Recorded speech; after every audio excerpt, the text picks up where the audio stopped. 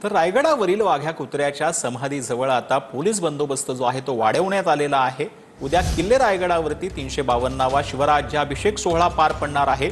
शिवराज्याभिषेक सोहळ्याच्या पार्श्वभूमीवर पोलीस बंदोबस्त जो आहे तो वाढवण्यात आलेला आहे। छत्रपती संभाजीराजे यांनी वाघ्या कुत्र्याचा हा जो पुतळा आहे तो हटवावा अशी मागणी जी आहे ती मध्यंतरी केलेली होती। छत्रपती शिवाजी महाराजांचा 352वा शिवराज्याभिषेक सोहळा जो आहे तो किल्ले रायगडवरती साजरा होत आहे। त्याच धर्तीवरती आपण माझ्या मागे पाहता ही वाघेकुत्र्याची समाधी आहे। या वाघेकुत्र्याला कडेकोट बंदोबस्त जो आहे तो पोलिसांनी लावलेला आहे।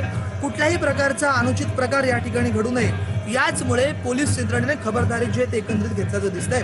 या ठिकाणी कोणत्याही प्रकारचा अनुचित प्रकार घडू नये म्हणून पोलीस यंत्रणा या ठिकाणी तैनात आहे आणि संपूर्ण ही जी वाघेकुत्र्याची समाधी आहे त्या समाधीला एकंदरीत छावणीचं स्वरूप आलेलं आहे आणि त्या समाधीकडे जाणारे सगळ्या मार्गाच्या वाटा ज्या त्या पोलिसांनी बंद केलेल्या आहेत। कुठल्याही व्यक्तीने त्या समाधीकडे जाऊ नये याची देखील खबरदारी जी आहे ती पोलीस यंत्रणेकडनं घेण्यात आल्याचं चित्र एकंदरीत या ठिकाणी पाहाव्यास मिळत आहे। व्हिडिओ जर्नलिस्ट याकूब सय्यदसह राज वैशंपायन, टीव्ही मराठी, रायगड।